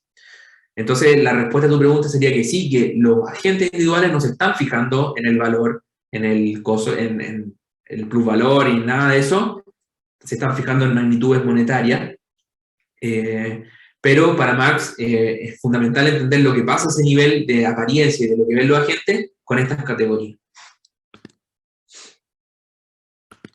Perfecto, dale. Entonces, como les decía, la tasa, fíjense acá, la tasa de plusvalor medida en valores, ¿cierto? Es S sobre B, ¿cierto? El plusvalor sobre el capital variable, lo que también llama tasa de explotación. La tasa de ganancia, en cambio, hay que computarla con el denominador compuesto por tanto el capital constante como el variable, ¿ok? Entonces no vayan a confundir tasa de plusvalor con tasa de ganancia, que es el punto que estaba tratando de hacer ahora. El capitalista, lo que se tiende a igualar en el capitalismo según Marx es la tasa de ganancia. Es decir, yo invierto y no me importa si en la industria que estoy entrando tengo que invertir más en máquinas frente a trabajadores o en otra industria más en trabajadores frente a máquinas. La composición orgánica del capital, ¿cierto? Si es capital o trabajo intensiva, no tiene que ser un factor incidente en la tasa de ganancia, porque si no, si hubiera esas diferencias producidas por estas distintas composiciones, nadie entraría a la industria donde la tasa de ganancia es menor. No se produciría en una industria capital intensiva, y no es así. Por lo tanto, Marx destaca que a nivel de los microfundamentos, por decirlo así, del comportamiento de la gente, lo que se fijan ellos es la tasa de ganancia. Hay un par de fórmulas ahí, pero no son tan relevantes. Déjame borrar. No estoy viendo el mouse.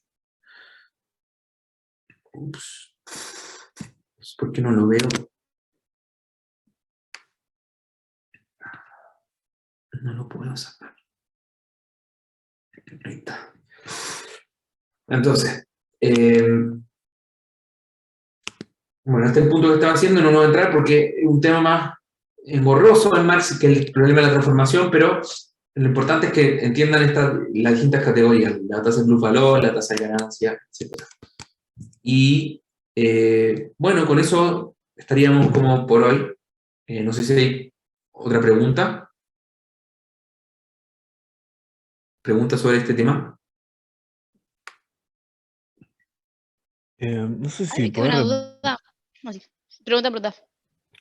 No, lo que dijiste recién sobre las tasas de ganancias y la composición orgánica, cuando dijiste que eh, no podrían igualarse las tasas medias de las industrias si es que tenés industrias capital intensivo y trabajo intensivo. ¿Cómo fue que dijiste bien en particular?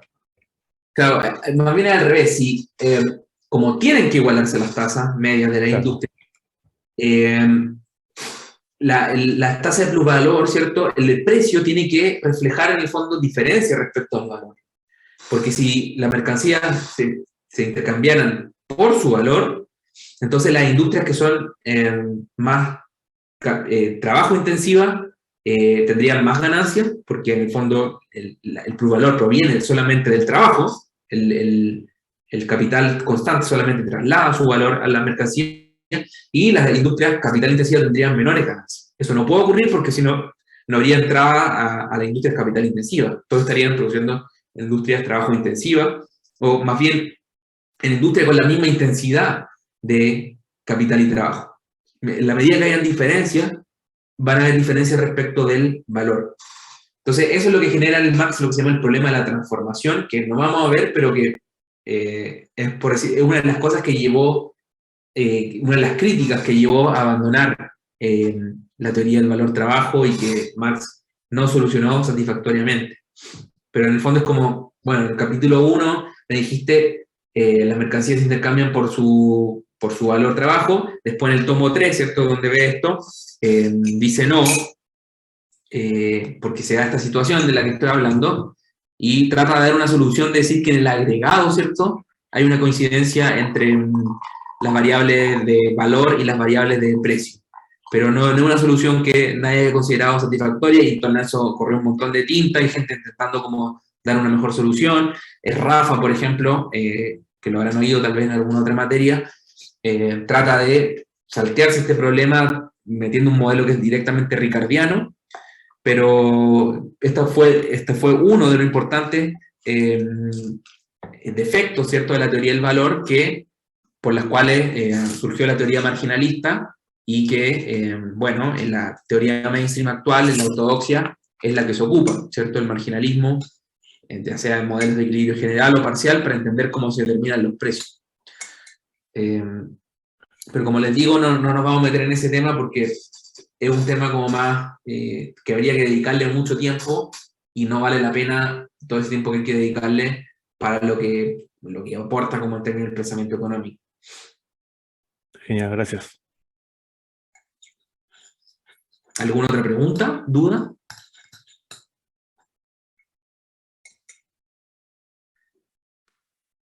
Les pregunto a ustedes, Respecto a la última clase, Guido, ¿sintieron que hay cosas nuevas, como cosas nuevas que se desarrollaron, o más bien la superposición fue total?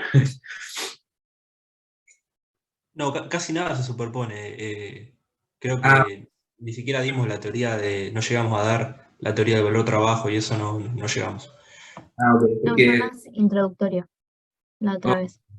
porque hablamos con Guido para tratar de no superponernos, pero pensé que nos íbamos a superponer un poco en materialismo histórico, eso de estructura y base igual sí, ¿no? Eso, ahí Guido lo desarrolló un poco. Pero bueno, genial, porque así ahí están complementadas las clases. Lucas, hay un par de comentarios ahí en el chat, no sé si los puedes ver. A ver, si puedo subir, sería como que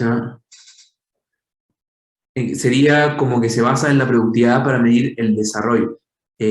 Más que, no sé si utilizaría la palabra desarrollo, pero sí desarrollo de las fuerzas productivas. Y sí, es la productividad, pero productividad medida en relación entre producto físico y el tiempo de trabajo socialmente necesario. Nada más con mono. Por eso te di el papel. Si puedo subir la presentación al site, sí, ahí se la paso a Diego o la subo yo y la subo, no hay problema. Y la grabación también, ¿no? ¿La van a subir después? Sí, le estoy grabando en la nube y sí, se va a subir. Genial. ¿Alguna otra pregunta o podemos charlar más en general, que nos queda tiempo? Bueno, más allá de lo de entender esto, que es como entender a Marx lo que quiere, ¿qué les parece cómo soluciona problemas interesantes de la economía? Les pregunto a ustedes. ¿Cómo? Que las cosas que plantea Marx les parecen soluciones interesantes a problemas que ustedes se plantearían como economistas, por ejemplo, qué determina el precio, si hay explotación o no. ¿Les parecen buenas soluciones a esos problemas o no? ¿O ven críticas o cosas que se pueden mejorar o que otras cosas la reemplazaron para mejor? Yo creo que la solución por ahí es más complejo, pero sí es un gran panorama, digamos, para entender cómo funciona el capitalismo. Por lo menos yo creo que lo explica bastante bien. Todas las relaciones, la estructura y después cómo repercute en la superestructura. La verdad que es re interesante. Sí, en eso yo creo que en términos de como que utilizar en el fondo las relaciones económicas y el nivel de desarrollo para, en el fondo, resolver problemas interesantes acerca de la sociedad, somos todos después de Marx un poco marxistas, en el sentido de que nadie pensaría que la pura historia de la idea o de los estados, de las formaciones políticas, basta para entender o resolver un montón de problemas teóricos interesantes de la sociedad actual. Eso creo que es un aporte de Marx como importante. Pero más allá de eso, bueno, todas las otras cosas como su teoría específica del valor o su conceptualización de la explotación, justamente o su idea de cómo el capitalismo va a ser reemplazado por el socialismo, son todas cosas más controversiales, obviamente, y también están atravesadas por el hecho de que no fueron ideas que se quedaron en el gabinete, ¿cierto? No fueron ideas que se quedaron en el escritorio, sino que alimentaron movimientos y países y la historia de todo el siglo XX. Entonces, por eso es importantísimo, ¿cierto?, ver a Marx y entenderlo bien. Y retomándole un poco lo que decía al principio si en Marx, ¿cierto?, hay una visión acerca de la sociedad que la concibe producida por conspiraciones de grupos o de individuos frente a esta idea más smithiana de una mano invisible que produce resultados que no son la intención ni el diseño de nadie, pero sí son frutos de la acción humana. Me parece que las cosas que vimos refuerzan como esa visión inicial, la más cercana a Smith, pero es un punto que podría ser, no sé, una pregunta de examen abierta y que desarrollen la idea, que no habiendo una respuesta correcta, sino más bien lo importante, lo interesante sería argumentar por uno u otro lado. No sé qué les parece sobre eso. Claro, a mí eso me hizo ruido toda la clase, porque la clase anterior veíamos tipo los antecedentes con Rousseau, los primeros, no me acuerdo cómo es puesto, los primeros comunistas, creo que era el título de una slide, y decía como que nos habla todo como más de lucha de clases o todo lo contrario a lo que vimos hoy, digamos, de eso que decías recién. Entonces es como que está abierto eso, no hay una definición, digamos. Sí, hay una carta de Marx a Kugelmann, creo, del 52, por ahí, después de la Revolución del 48, donde dice, yo tengo tres ideas interesantes. Una era como la dictadura del proletariado, otra la distinción entre trabajo abstracto y concreto, y la tercera dice, no es que la historia se explica por la lucha de clases, sino más bien que esa lucha de clases está determinada por la base material y los fenómenos materiales que estudio en este estudio que estoy desarrollando, que se van a convertir en el capital. Entonces, ¿por qué es interesante eso? Porque sí, obviamente Marx habla de lucha de clases y entiende las clases, etcétera, pero las concibe a su vez esas cosas como fuertemente determinadas por las instituciones, digamos, en un término más general, las relaciones de producción, que son cosas que surgen y se desarrollan y tienen su dinámica y su funcionamiento a espaldas, ¿cierto?, de la intención de cualquier gente. Entonces ahí está la tensión y no es casual que Marx lo diga como una de sus tres ideas importantes.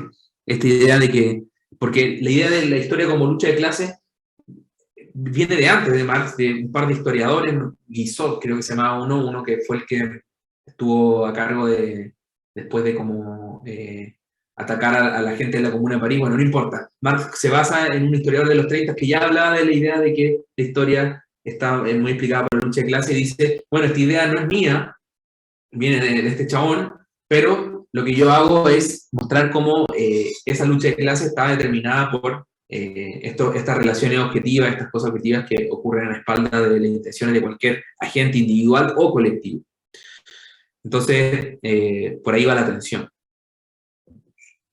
A mí eso la verdad es que mi opinión personal es que yo, por ejemplo, cuando imagino una explicación económica moderna, tengo en la cabeza algo como el modelo de Schelling, ¿viste? De discriminación racial.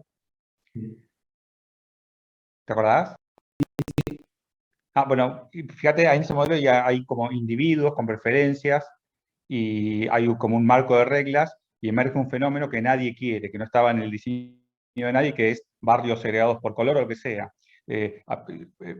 Yo lo veo como súper lejano de lo que está planteando Marx, que mi lectura es medio la clásica, que hay como agregados a los que les atribuye intenciones o cosas parecidas como al interés de clase, que a mí me parece que se han abandonado en la economía actual, ¿no? Es como mi impresión. Sí, yo creo que hay un ejemplo bastante claro en cómo tiene un modelo a la Schelling, Marx, que tiene que ver con las crisis capitalistas. Obviamente, las crisis no es algo que ningún capitalista le gustaría que ocurriera. Y él le explica por el hecho de que los capitalistas individuales tienen incentivos a innovar, ¿cierto? Y con ello aumentar la intensidad de capital en la industria, aumentar la composición orgánica. Y eso que los capitalistas individuales, actuando por cada uno de sus lados, queriendo en el fondo generar estas ganancias extraordinarias, terminan aumentando la composición orgánica, eso disminuye la tasa de ganancia y produce las crisis para Marx. Pero también es claramente un ejemplo de razonamiento a la Schelling, de tener muchos agentes individuales pensando en su interés individual, produciendo distintos fenómenos, y el efecto agregado de eso es algo que nadie quiere y nadie espera, que las crisis, perdón. Más allá si es correcto la explicación o no, en la forma de entender el fenómeno, me parece que tiene esa estructura y que no lo explica en base a un interés de clase de un agente organizado como la burguesía, etc. Sí, yo creo que se pueden encontrar ejemplos puntuales, pero mi impresión, o en la lectura medio clásica que yo tengo de Marx, lo que aparece llamativo para la vista, como la mirada del economista moderno, es esa apelación a los colectivos que tienen cualidades medio como si fueran individuos. Eso es como que llama mucho la atención, o al menos a mí es lo que me parece que separa a Marx de lo que hoy entendemos como economía, ¿no? ¿Vos pensás distinto? Yo pienso que hay una tensión de que está eso y está lo otro también. Y no creo que sean simplemente ejemplos puntuales. Lo enfatiza en bastantes lados, como por ejemplo, dice él que nadie controla los precios. Los capitalistas no se ponen de acuerdo como clase para, por ejemplo, fijar los precios, que sería una versión de la idea de agentes colectivos queriendo orquestar cada uno por su lado, orquestar en conjunto lo que pasa en la sociedad. Los precios son un fenómeno objetivo que ocurre porque existen productores privados independientes que actúan individualmente por su lado y generan este fenómeno que son los precios determinados por la espalda de la intención de cualquier persona. La caída de la tasa de ganancia, como el ejemplo que te está dando recién, es otro. Entonces, pero también, claro, Marx habla de la acción de los sindicatos o de cómo los capitalistas, la burguesía, en el fondo, ocupa el Estado como para sus intereses, y ahí, claro, hay una explicación de estos agentes colectivos tratando de determinar lo que ocurre en la sociedad. Pero me parece que lo otro es lo suficientemente relevante, el otro tipo de explicaciones para decir que al menos existe una tensión en Marx entre esos dos tipos de explicar las cosas. Lucas, perdón, y última pregunta, ¿y el proletario como la clase revolucionaria, vos cómo lo ves eso? Marx lo ve como la clase revolucionaria en el sentido de que es el único que tiene el interés y lo único que tiene el interés y la capacidad de sepultar el capitalismo y reemplazarlo por el socialismo. En ese sentido lo considera la clase revolucionaria. Porque dice, bueno, ahí vos te das cuenta, ¿no? Que estamos hablando de una clase como si tuviera intereses y ese tipo de cosas. Ahí yo creo que es un caso, en mi cabeza, que por ahí es medio cuadrada, yo veo que ahí es un caso medio directo de holismo, ¿no? ¿Vos lo ves distinto eso? Sí, lo veo así. Ah. Sí. Porque me parece a mí que de ahí aparecen después las críticas de muchos marxistas analíticos diciendo, mirá, el proletario está hecho de individuos, y los individuos, hay un problema ahí de free rider, porque a cada uno le conviene no comenzar la revolución, digamos, y ahí empiezan, me parece a mí, las críticas internas dentro del marxismo, justamente por este uso holístico de algunos conceptos. Sí, o sea, el punto que estoy haciendo es justamente el punto que hacen los marxistas analíticos, es decir, hay dos almas en Marx, una holística, que por ejemplo le atribuye capacidad y agencia a colectivo, y otra individualista metodológica que hace explicaciones a lo Adam Smith. Y lo que vamos a hacer nosotros como marxistas analíticos es separar una cosa de la otra y vamos a desarrollar, ¿cierto?, con herramientas contemporáneas, esta parte de Marx. Pero justamente es la idea de que existe esa tensión de esas dos almas y que me parece que es una tesis correcta.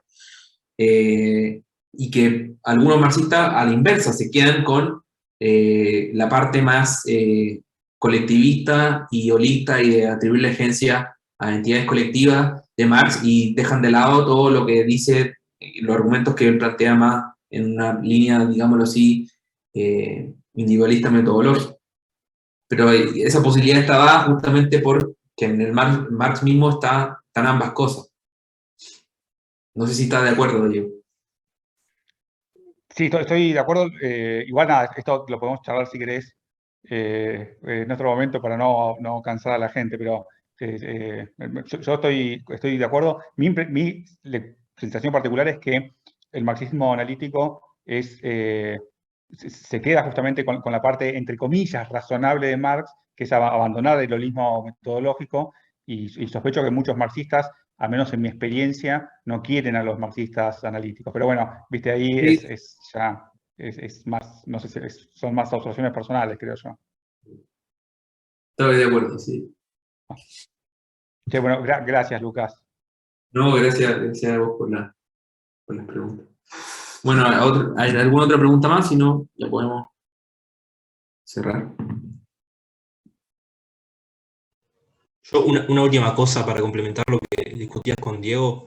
Creo que donde más se ve esa contradicción es en el manifiesto comunista. Todo el tiempo se está viendo la contradicción entre ver cómo actúan los individuos y lo que pasa a espaldas, y lo que sucede con el proletariado como con una conciencia propia de clase.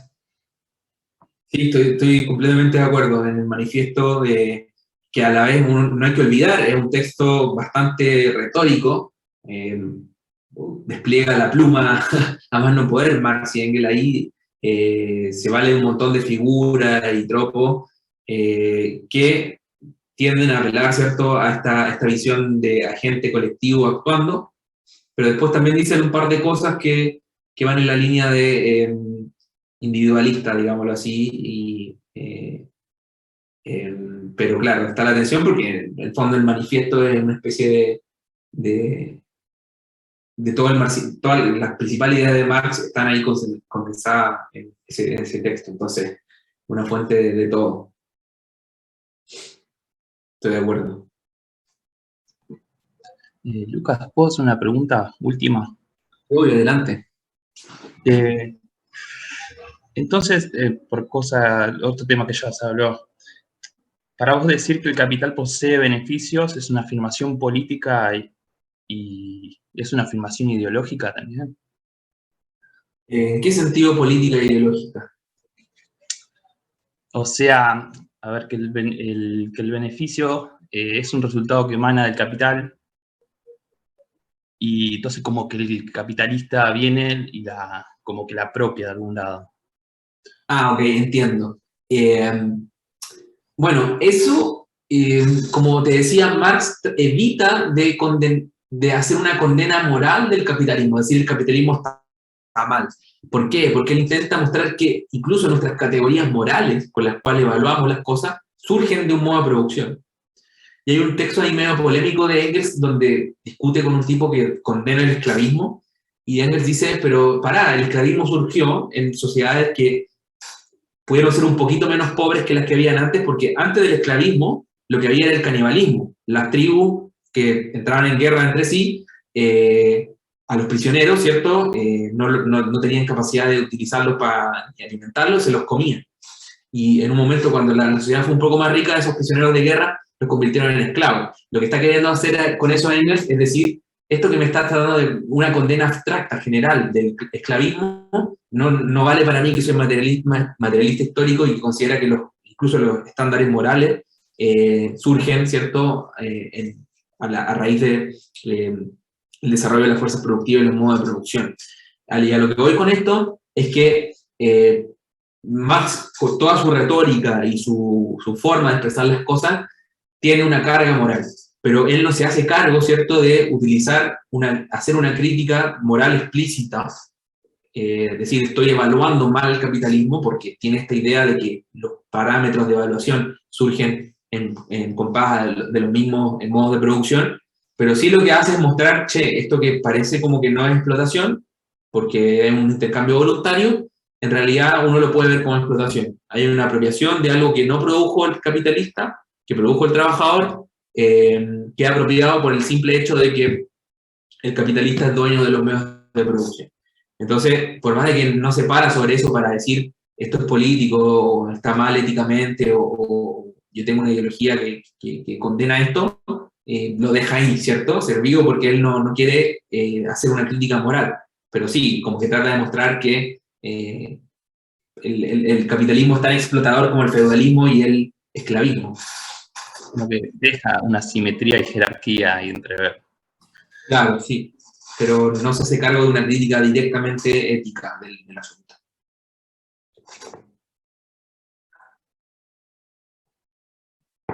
Bueno, creo que ya podemos cerrar. Gracias por las preguntas, me alegro que hayan participado bastante, y voy a subir la presentación al site y el video también va a subirse, y bueno, si tienen preguntas sobre esta clase pueden contactarme a través de, no sé si hay un WhatsApp de la materia, pero si no, le preguntan a Diego, le dicen a Diego, yo respondo, son consultas. Así que eso, muchas gracias y suerte en lo que va de la materia. Gracias, Lucas. Lucas, gracias. Gracias. Buen fin de semana. Chao, Lucas, gracias. Chao.